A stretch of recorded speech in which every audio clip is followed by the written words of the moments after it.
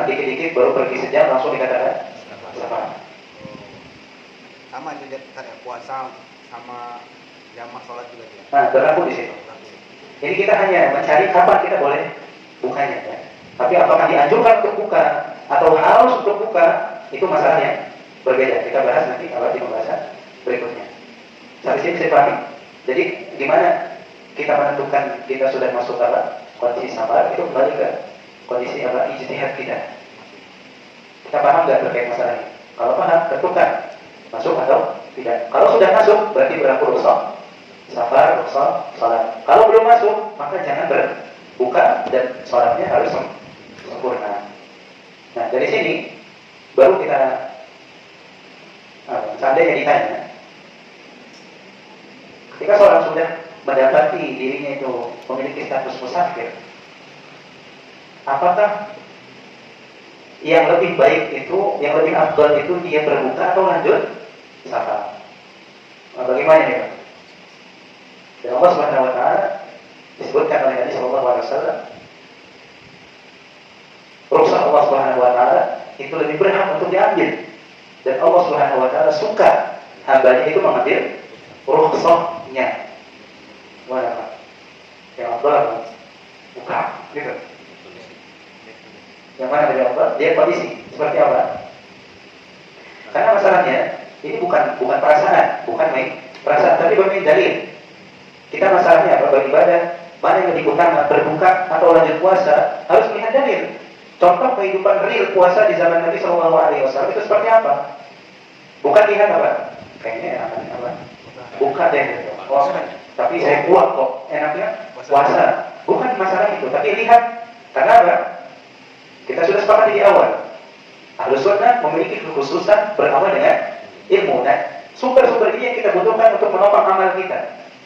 Kita nanti misalkan safar, buka atas dasar apa? Atau kita misalkan safar, masih mau puasa atas dasar apa? Ilmunya itu kita butuhkan sehingga ibadah ini diterima oleh Allah Subhanahu wa taala. Nah, para ulama rahimahullah ternyata mereka berselisih masalah ini karena ada dua hal yang bisa dibaca dari kehidupan Nabi Shallallahu Alaihi Wasallam. Yang pertama, di sana ada dalil-dalil bahwasanya Nabi Shallallahu Alaihi Wasallam itu ketika safar menyempurnakan puasanya. Didapati Nabi Shallallahu Alaihi Wasallam ketika safar full, enggak berbuka, puasa terus. Nah, kalau itu puasa apa bukan? Loh. Nah, dari mana kita mengatakan Nabi SAW menyempurnakan puasanya, tidak berbuka? Abu Darda radhiyallahu ta'ala anhu ketika mendapati atau safar bersama Nabi Shallallahu Alaihi Wasallam pada bulan Ramadan, pada kondisi panas yang sangat, Abu Darda mengatakan, wa ma fina shaimun, tidak ada di antara kami yang puasa, illa Rasulullah Shallallahu Alaihi Wasallam wa Abdullah bin Rawaha, kecuali dua orang. Ini kondisi sangat panas. Kita tahu Arab Saudi itu panas kalau udah dekat-dekat Ramadan, udah musim panas. Panasnya beda. Wajar kalau seorang itu nggak mampu buat puasa, safar lagi. Kondisinya panas, ditempuh di sana perjalanan safar, nggak kuat. Tapi Rasul dan Abdullah bin Rawaha masih puasa. Karena apa? Masih kuat. Para sahabat sudah mengambil rukhsahnya masing-masing berbuka. Tapi di sini yang perlu kita garis bawahi, Rasul menyempurnakan puasanya. Anas bin Malik radhiyallahu ta'ala mengatakan, "Kunna nusafiru ma'a Rasulillah sallallahu alaihi wasallam." Dahulu kami itu safar bepergian bersama Rasul sallallahu alaihi wasallam. Falam ya'ib as-sha'imu 'ala al-muftir. Orang yang puasa enggak mencela yang buka. Wal muftiru 'ala as-sha'im. Dan orang yang berbuka pun enggak mencela yang puasa. Artinya apa? Ada yang terus apa? Puasa. Ada yang terus puasa dan Rasul apa? Tidak melarang mereka. Ini kabar dari Anas bin Malik radhiyallahu ta'ala. Nah, dari sini kita pahami kondisi yang pertama, Rasulullah sallallahu alaihi wasallam ketika safar puasa. Yang kedua, di sana ada dalil-dalil yang mengatakan apa? laisa minal birri as-siyamu fis safar. Bukan termasuk kebaikan puasa ketika safar. Di sini apa? Dihilangkan nama kebaikan dari ibadah puasa yang dilakukan ketika safar. Puasa ketika safar maksudnya itu tidak baik. Nah, gimana? Bertentangan nggak kira-kira? Bertentangan.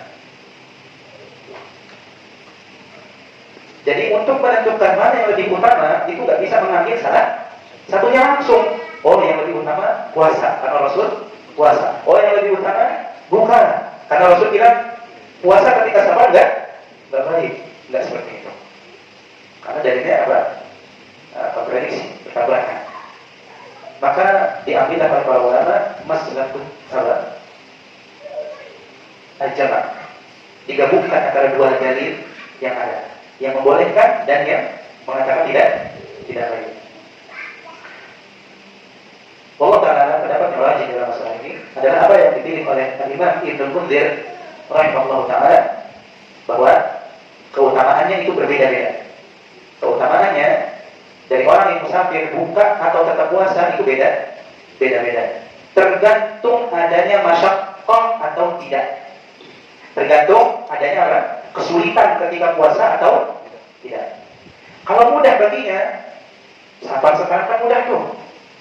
Ke Saudi naik pesawat. Musafir nggak jadinya? Musafir. Boleh nggak untuk berbuka? Boleh, karena dia udah namakan musafir. Tapi mana yang utama? Buka atau tidak? Kalau naik pesawat dan nggak merasakan kesulitan, lebih baik puasa. Tapi kalau merasakan kesulitan, merasakan nggak kuat, kalau ditahan ini belepak, maka apa? Bukan.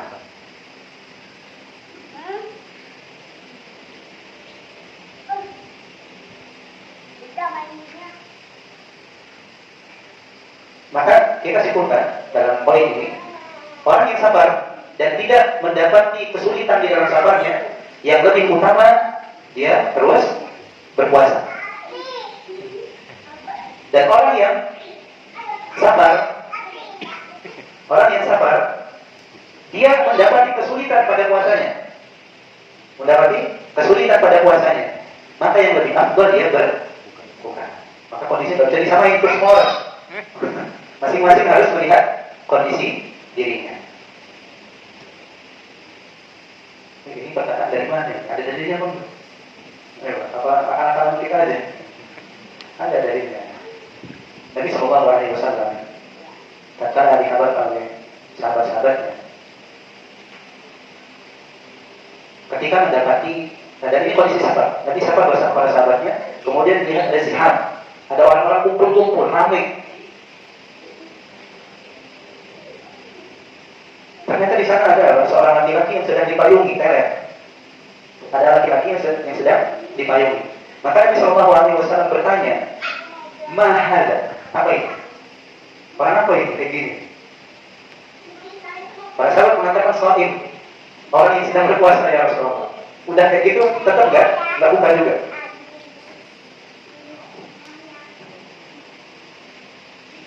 Lalu apa kata Nabi Sallallahu Alaihi Wasallam? Laisa minal birri as-siyamu fis safar. Jadi tidak dikatakan kebaikan puasa ketika safar. Nah, dari sini kita paham. Yang seperti apa ini yang nggak baik puasanya? Yang nyusahin diri, nyusahin siapa lagi? Hampir rusak ini. Kita paling tahu kondisi kita ya. Kalau dapat kondisi ini ada, maka bukan. Jangan di. Nah. Yang kedua, hadis Nabi Sallallahu Alaihi Wasallam dahulu. Ada kondisi safar juga Nabi SAW. Safar, sebagian ada yang buka dan sebagian ada yang masih tetap puasa. Dan yang puasa itu apa? Jalannya apa? Sempoyongan. Maka Nabi SAW mengatakan, "Zahabal muftiruna al-yawma bil ajr." Orang-orang yang berbuka hari ini pergi dengan membawa pahala. Loh, yang puasa siapa? Siapa? Yang puasa siapa? Orang yang mengerahkan semuanya tadi, sampai sempoyongan tadi. Tapi yang dapat pahala siapa? Bukan. Yang buka, yang makan, yang minum. Kenapa? Udah kuat lagi. Kenapa? Dapat pahala dari mana? Siapa yang tahu? Karena mengambil rukhsah di sunnah. Nabi Sunnah? Ambil rukhsah. Tidak. Dari mana?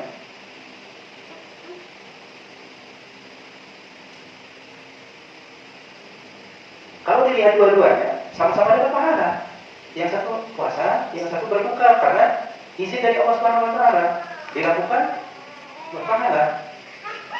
Tapi yang dikatakan apa? Orang buka ini bawa pahala. Pahala dari mana? Karena apa, Pak? Yang buka bisa apa? Dapat kekuatan, tenaga. Akhirnya bisa bantu yang mana? Yang puasa. Bisa ngasih makan tunggangannya, hewan ternaknya yang dibawa ketika safar. Akhirnya mereka lah yang dapat pahala. Dikatakan oleh para ulama, mereka mendapatkan pahala khidmah, bantu orang yang puasa. Orang yang puasa nggak bisa ngasih minum, ngasih makan tunggangannya, nggak kuat lagi. Hanya apa? Hanya mampu untuk nahan apa? Nahan sampai buka ini untuk tubuhnya aja, untuk ngurusin orang dia nggak bisa. Para ulama mengatakan, "Dzahaba al-muftiruna al-yawma bil ujur." Orang yang berbuka hari ini pergi membawa pahala. Karena tahu maslahat dan madarah. Nah, makanya poin ini penting. Mengetahui mana maslahat, mana madarah itu penting. Selama tidak menyalahi syariat, maka itu dianjurkan untuk diambil. Makanya di antara kaidah yang besar di dalam agama itu kaidah apa? Maslahat, madarah. Kalau kita belajar kaidah fikih, 5 yang paling besar masuk di sana poin apa? Kaidah tentang maslahat dan madarah. Ini kalau dipelajari, masya Allah, kita nggak sembarangan menghukumi orang lain. Kita bisa paham kenapa orang tersebut kok bukan. Kenapa kita milih puasa? Kenapa orang tersebut kok buka? Terus apa? Legowo, saling mendukung gitu. Makanya tadi dikatakan oleh Anas apa? Yang puasa nggak celah yang buka nggak celah yang puasa. Mereka tahu fikih. Mereka paham agama Allah Subhanahu wa taala. Makanya di sini para ulama memberikan pantangan orang yang keluar safar bersama teman-temannya. Kalau ada yang buka, nggak boleh di. Yang buka pun nggak boleh mencela yang puasa. Ini kaidah. Dalilnya tadi yang disebutkan oleh Anas bin Malik radhiyallahu anhu, di antara kami ketika pergi bersama Rasulullah SAW, ada yang puasa dan ada yang berbuka. Yang puasa nggak mencela yang berbuka dan yang buka nggak mencela yang puasa. Karena masing-masing mendapatkan masing-masing mengambil perannya. Yang mampu untuk puasa dia puasa, yang nggak mampu berbuka beres. Jadi kalau nggak tahu ilmunya, akan masalah dan masalah pasti menekankan salah satunya aja. Dan kalau diambil salah satunya, yang keliru pasti ditegur, dicela dan seterusnya. Bagaimana? Itu yang bisa kita kaji pada hari ini. Di pertemuan berikutnya masih terkait dengan poin ini. Kalau seandainya seorang safar, kemudian dia harus pulang sebelum dia buka.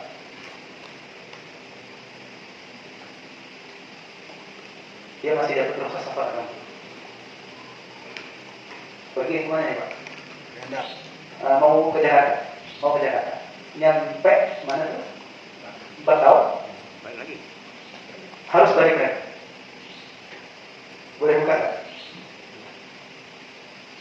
Nah, pakai kaidah yang tadi kita sebutkan, insya Allah ketemu jawabannya. Tapi ini kan kita bahas di pertemuan yang akan datang. Mungkin nggak terjadi? Mungkin. Atau bahkan kita baru lewat kota kita, terus ada telepon harus pulang. Nah, bukan nggak? Gimana Pak? Langsung jauh ke kita. Kuat apa enggaknya? Insya Allah kita bahas di pertemuan yang akan datang. Dan kaidahnya sudah kita sebutkan di awal. Tinggal bagaimana kita membawa kaidah tersebut, mengaplikasikannya di kasus yang tadi disebutkan. Allah Ta'ala. Ikhwan, para santri, mahas dan para santri yang mau bertanya, dipersilakan. Apa yang baru? Terkait wanita yang hamil dan ini bisa. Kalau yang mudarat lagi